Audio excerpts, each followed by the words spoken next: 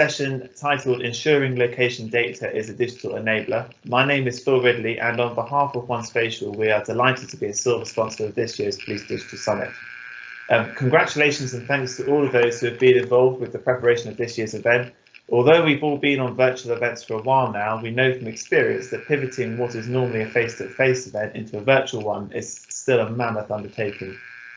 I know that OneSpatial is a relatively new name to policing. At OneSpatial, we believe in providing a safer, smarter and more sustainable world for everyone. The way we do this is by ensuring that our clients have complete, current and correct location data for all operational decisions. And our vision is achieved by using the OneSpatial platform of technology. Just a bit of background on myself. I work in OneSpatial's government and public sector vertical and take the lead on policing.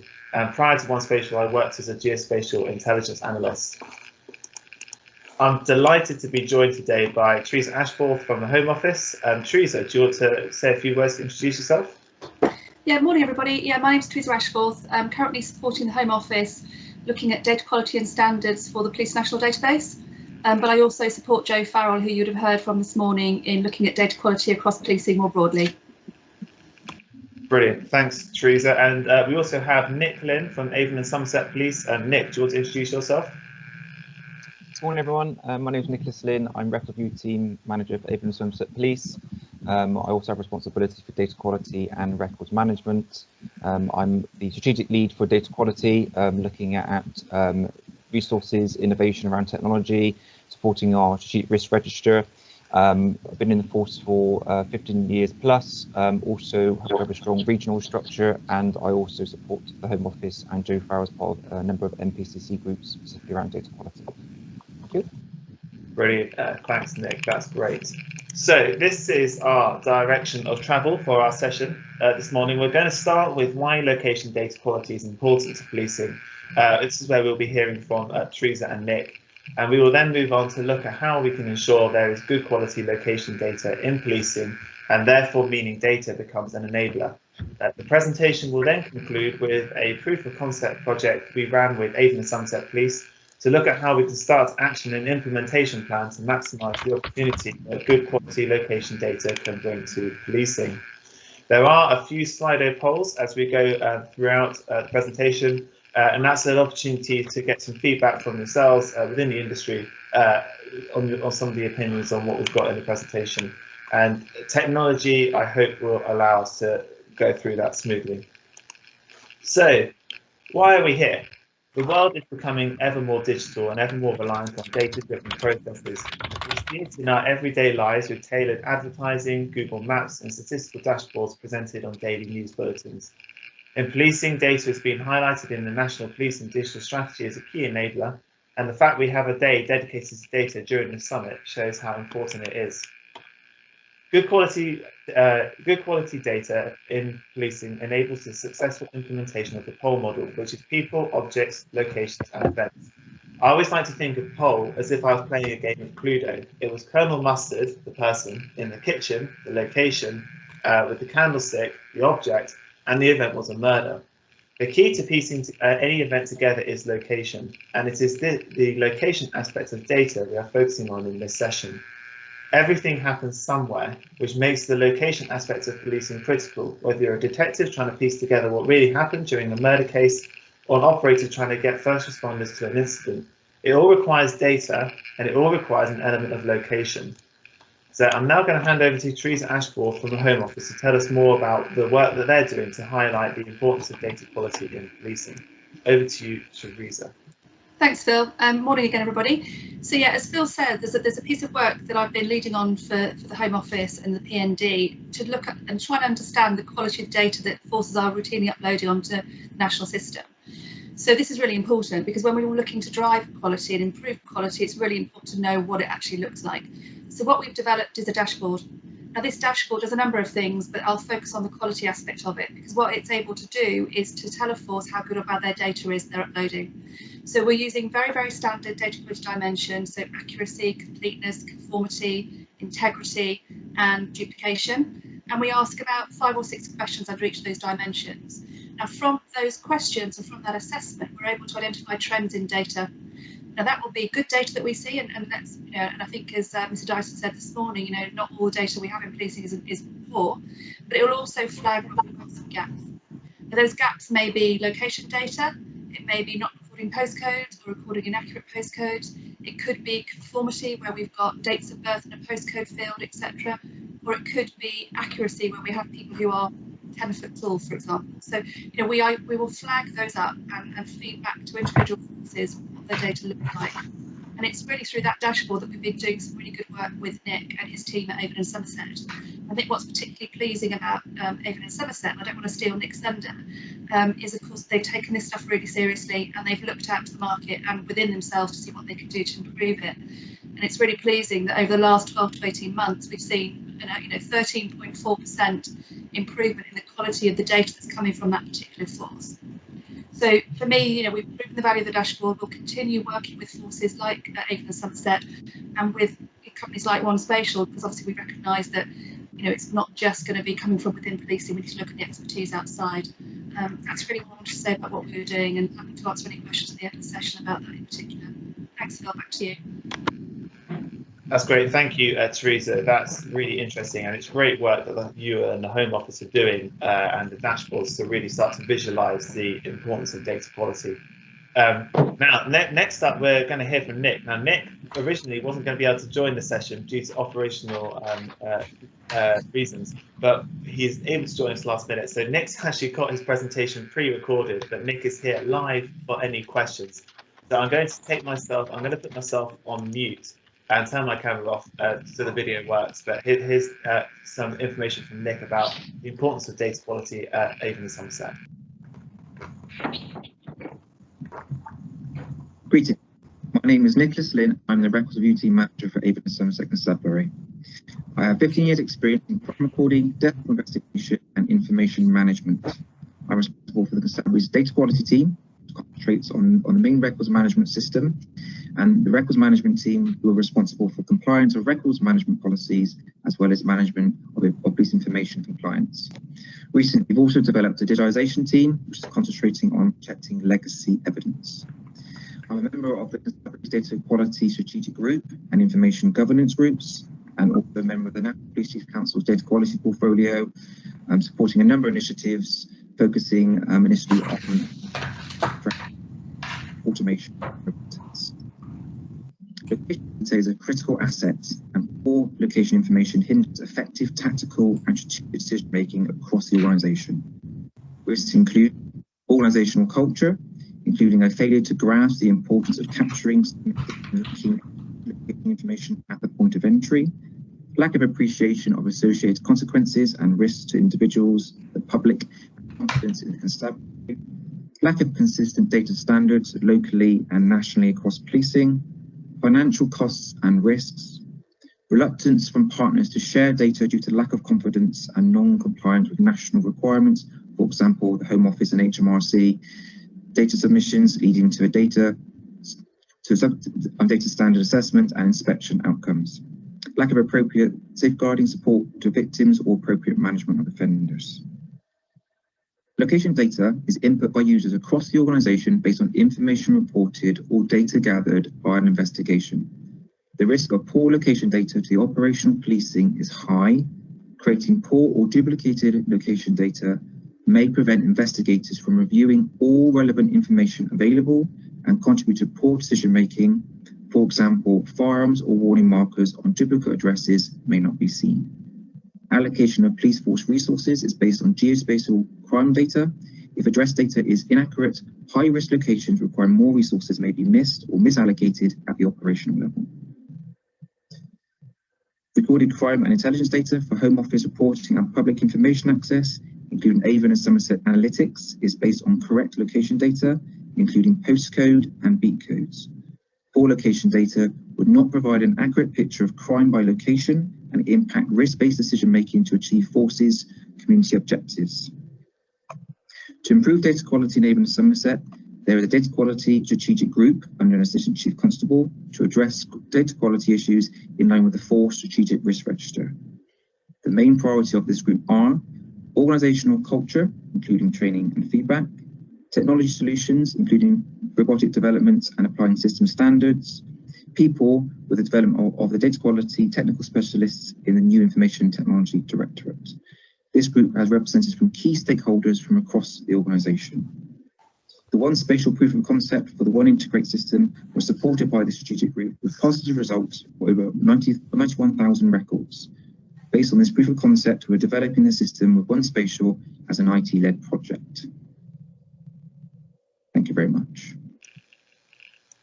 Great, thanks, Nick. So we're now going to move on to what should be our first set of Slido poll questions. So just in case you need it, the Slido hashtag is hashtag Police Digital Summit 2021, and the passcode is PDS21. And it'd be great if we could find out your opinion on these three questions. So how important is location in the data you use during your policing operations? Do you have aspirations to become more data-driven in your decision-making? And do you believe the quality of your location data is always good enough for you to be very confident in your decisions?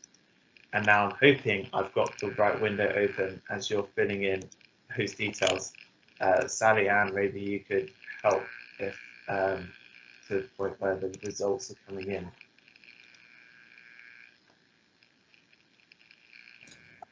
Stand by.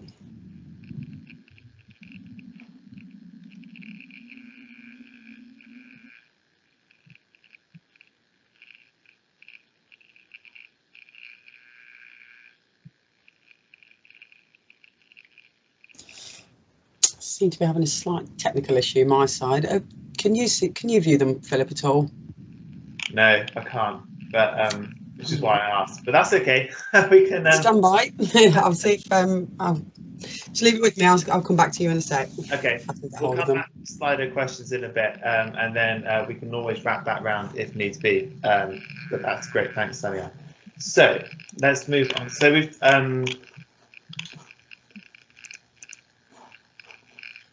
So we've discussed the importance of good quality data, which has typically had a focus on people, like repeat offender profiles, etc. However, with the increased use of business intelligence dashboards, GIS and mapping, location data is becoming ever more important.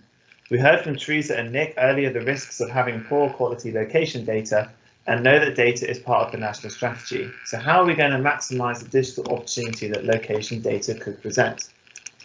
Well, we have an opportunity to make location data a key enabler by focusing on ensuring it is good quality, fit for purpose, and can be trusted with confidence. We need to invest in automated solutions that provide police forces with complete, current and correct location data, whilst retaining control on the governance of data changes. That is to say that automated data cleansing is good for the end result, but in policing we need that transparency about how the data has been changed. As much as data is an asset for operations, it is also evidence and therefore needs to be treated with care. We need to find solutions that deal with common problems with location data quality we have nationally, but also tailored to the needs and priorities of individual forces.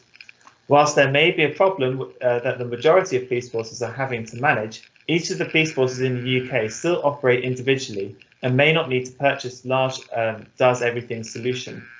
So we need to find a national solution with everything available, but police forces only sign up to the bits that are of interest to them. The result is a reusable app across policing, so we're not reinventing the wheel from the ground up in each individual force, but we're also removing a huge price tag. And just another thing to note is that we've heard about it this morning. There are a number of fantastic initiatives to look at data quality for nationally held data assets, such as LEDs and PND and PNC, to which we all should be contributing good quality data. But as ever with these data flows, it starts to get complicated, as the data owners need to be the ones who make any changes to the data to ensure it is of good quality, as anyone who touches the data owns it. In addition to the national data sets, we want to see increased confidence and efficiencies with good quality data on the ground. Okay, we'll come back to Slido stuff in a bit if we're still having technical difficulties. So far, this presentation has followed pretty much the flow over the past year of One Spatial's market research. Having established that good quality location data could enable data to maximise the digital opportunity, we engaged, as Nick said, with Avon and Somerset Police to run a proof of concept to look at what technology could be used to allow policing in the UK to achieve the ambition of being truly data-driven. The POC resulted in a prototype of the Data Quality Hub, which we believe could become the cornerstone to our aspiration to build a collaborative environment to enable police forces to have good quality location data as an enabler to competent policing. So, what happened during the proof of concept? What did we achieve?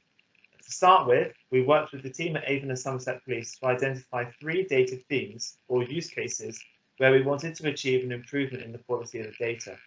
These were, first of all, the coordinates. For this use case, we took a record in the police record management system and made sure it was actually recorded in the right location for that address. And we took the correction for that based against the authoritative data source, the gazetteer. The next use case was the unique property reference number, and for this use case, we ensured that the record in the police records management system had the correct UPRN against that of the authoritative data source. Again, that was the gazetteer. Having the correct UPRN is important as it allows investigating officers to link multiple data sources to that location. That might be tax records or other local authority data sets to that property. Again, all adding to a richer picture when implementing POL and finding out what is actually happening at that location. And finally, we took the use case of the beat code. And this use case is one that is to be used repeatedly each time beat patrol boundaries are updated, which is typically 3 to 4 times a year. And this app went through all of the records in the record management system and ensured that the beat code recorded is correct for the beat area it is within. Again, that helps with monitoring performance and also operational decisions. Using our no-code solution, the workflows we produced the workflow. Using our no-code solution, the workflows were produced for these apps were configured in a small number of days. These workflows consisted of rules and actions. Rules to check that the data was valid and was how we want it to be, and actions to automatically fix the data that if it was not valid. An important point to note is that the rules and actions are written positively, i.e., this is how I want my data to be. So please make sure that it is. For example, a positively written rule in address data might be that the property number must be more than 1. This is saying, I want every address record in my records management system to have a property number. But you don't have to think of every other possibility, such as the property number field must not equal null, or the property number field must not be an empty string, etc., which is often the case when hard coding solutions. By having positively written rules in a no-code solution, there is a minimal risk of technology debt as anyone can pick up the workflow and understand exactly what it is doing. In addition, the no-code positive rule writing enables the opportunity to share these workflows for interoperability between police forces, between different technologies and between different platforms. Plus, it makes it possible to scale up the solution nationally with quick and easy to apply use cases. Anyway, once these workflows had been configured, we ran just over 90,000 records from sample data through them and achieved these results. It took about 10 minutes to run these records through the automated workflows. So the coordinates, when we ran through the validation before the fix-up or the cleansing, around 47.5% of the records had a valid coordinate, i.e., the incident was recorded in the correct location against the authoritative data source from the gazetteer. After we ran it through, we got that up to 74%. The UPRN, so the percentage of records that had a present and correct unique property reference number, was at 22% beforehand. Ran it through the workflow, and then afterwards was 74% valid. And then the beat codes, the data we had beforehand had already been through some manual fix-up and cleansing, so it was already quite high, but we managed to get it a bit better, up to 89%. And so what we've done here is we've minimized or removed all of the manual and repetitive work that the teams would have had to have been doing in a shorter space of time. And going back to some of the talks we heard about yesterday, what that has done is it has freed up resources, time and effort to be focusing on more complicated questions or processes that need doing. So how did it work? For the proof of concept, we took the data out of the records management system into a staging database before and after running the data through the workflow. These workflows can be run on live data. However, it was agreed during the establishment of the project that it was preferable to have some level of human control over the process in order to ensure a confident understanding of what data is being updated and when. After all, the main goal here is to minimize the amount of repetitive manual work needed and allow the team to focus on more complicated tasks. So we can have some level of manual intervention to ensure complete control over the process, but the main focus here, or the main goal, was to remove the need to be doing the repetitive tasks manually. Once the data had been lifted out, it was run through the rules engine with the pre-configured workflows I described earlier, and output data was presented to a staging database ready for review and resubmission to the records management system. If the data had been updated, an auditing system was included to mark which records have been updated and with what level of confidence. For example, if an exact match in the gazetteer had been found with the record in the records management system and the UPRN updated in the police records data, then it would be given a strong fix-up confidence because we will manage to find an exact match to the authoritative data source. If, for example, there had been a partial address match, for example, the street name sounded similar, such as an incident recorded at 1 Bell Lane, and in the records, police records data it was spelled B-E-L-L, and in the authoritative gazetteer it was spelled B-E-L-L-E, then the UPRN would be updated, but with a lower confidence, and an explanation why there was a lower confidence.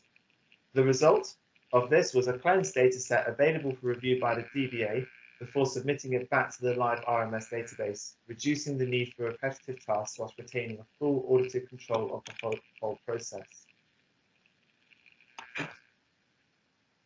The end result of the proof of concept was a prototype of the Data Quality Hub, which is our attempt to take the outcomes of the project into a solution that can be scaled nationally.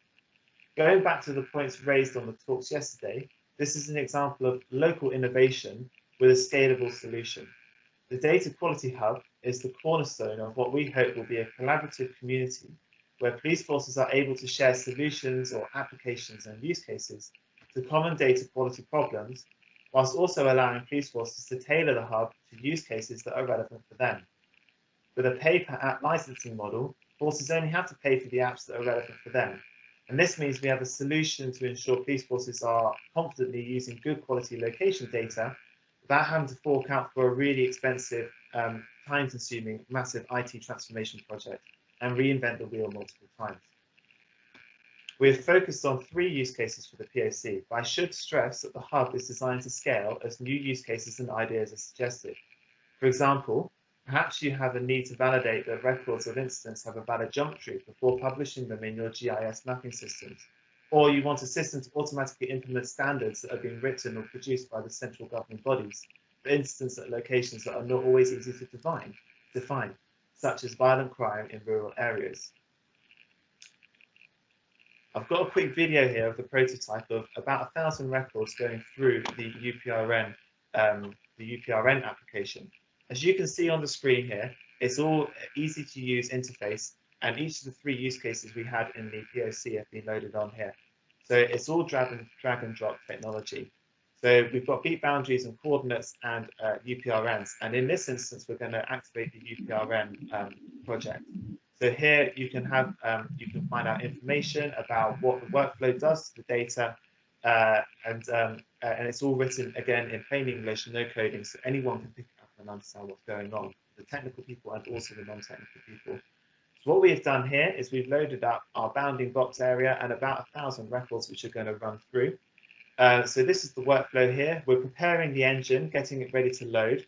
We're then going to load up the relevant data sets, which will be the data from the records management system, but also the gazetteer data. We're now checking the validation, so how many of these 1,000 records have got a valid UPRN. You'll see the result was just about 23%, but we want that to be over 70% before we're happy with it going back into the RMS. So we've run through those workflows to cleanse the data, and you'll see it's now at 73%. So we're happy with that. We can complete the submission of the data, put it back into the staging database, ready to be inputted back into the RMS. As well as the audited data of which records have been updated and how confident we are, we've also got an automated PDF that comes out with a certificate of the process that the data's been through. So you've got audited data that's been fixed, and you've also got certification of which data has been through which process and which workflows. Again, for that full transparency and governance of your data fix-ups.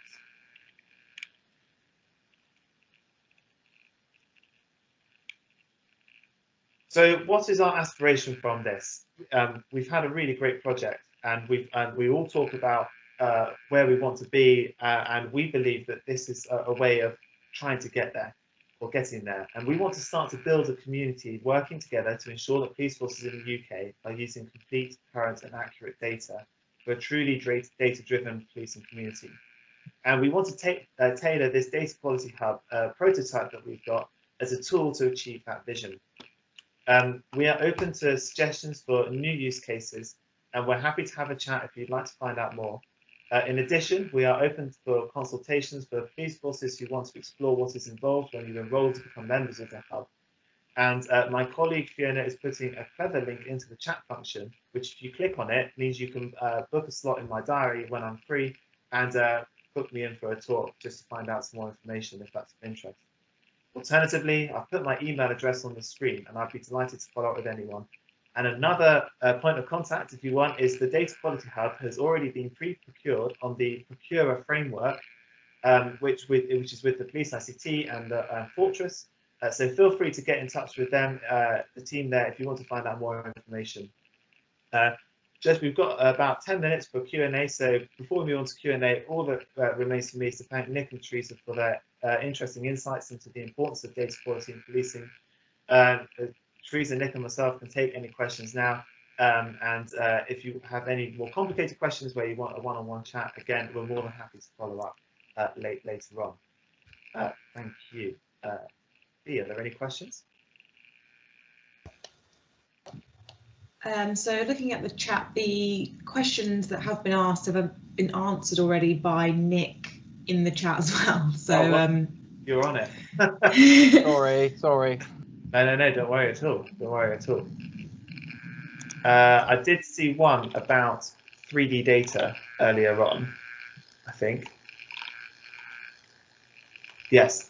So the question is quite early back on from John Stuckey, which is how mature is policing location data with three-dimensional information, for example, tower blocks, shopping malls, or multi-story car park information? That's a great question.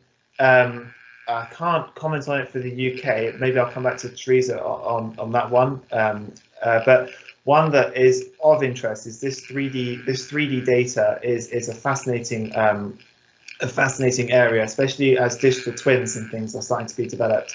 And we're currently working on a project over in Denmark where we're running a trial this year to build a national 3D data set which can be used by all government agencies for different use cases. So that might be the Danish equivalent of the Environment Agency, might be using it to run flooding analysis. But one of the use cases is with the emergency services doing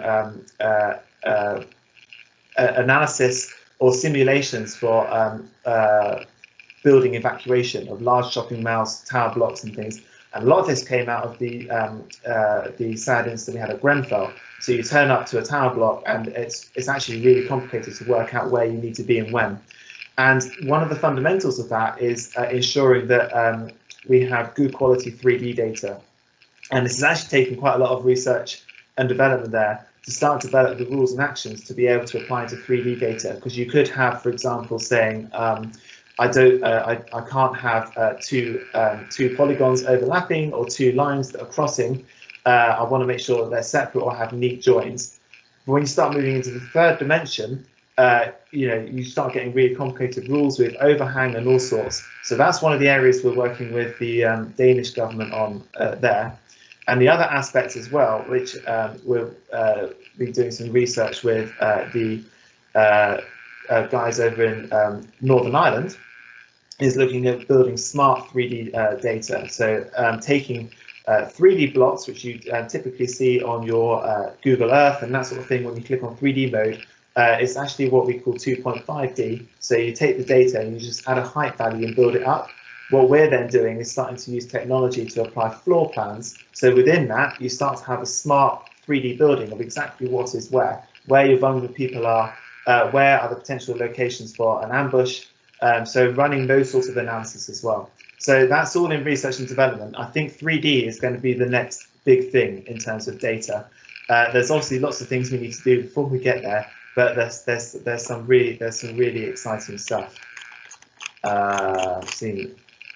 How do you deal with non-addressable and also known as? Again, also good question there. The whole point of the technology is you're using these rules and actions to define your standards. So, for example, one of the use cases that we've been looking at is accidents on motorways.